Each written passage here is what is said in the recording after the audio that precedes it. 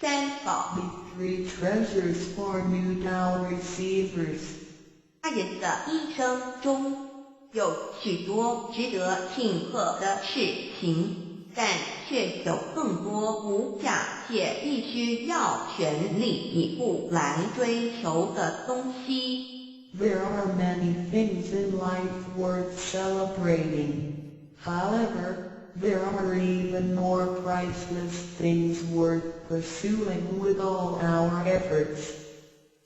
2500多年前，当释迦牟尼佛的翅膀腐蚀，这是我们课上的三定死，他告诉自己一定要找到一条。现在是王老师在台湾讲课，那他因为他说时间到了，他叫那个主任老师赶快讲，赶快下来，不要再讲了，因为他求道了。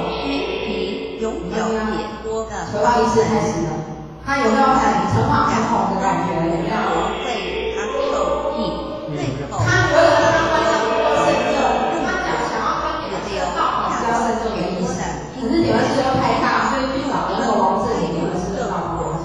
他有没有很期待？郭姐姐有没有感受到他的期待？哦，你看这个服装仪这种整理的很好，等一下看一下他是披头散发的，为什么披头散发？因为很激动。有没有很期待？真的很期待。土地公求道。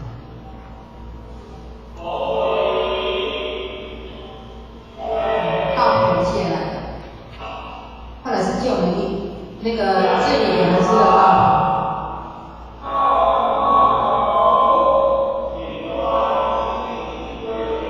有没有请求道人平心静气跪地图表换他了？你看他已经激动到怎样？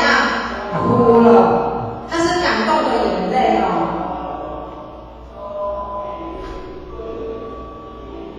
我们的前人是点完师哈。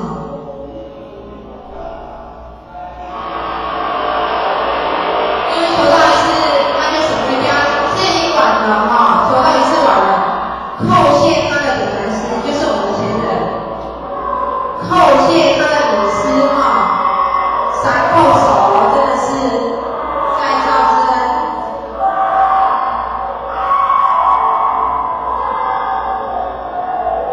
他有没有很激动？真的很激动。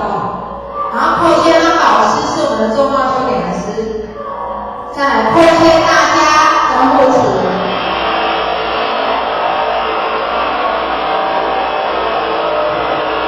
有没有看到他的头发？再来叩谢老虎。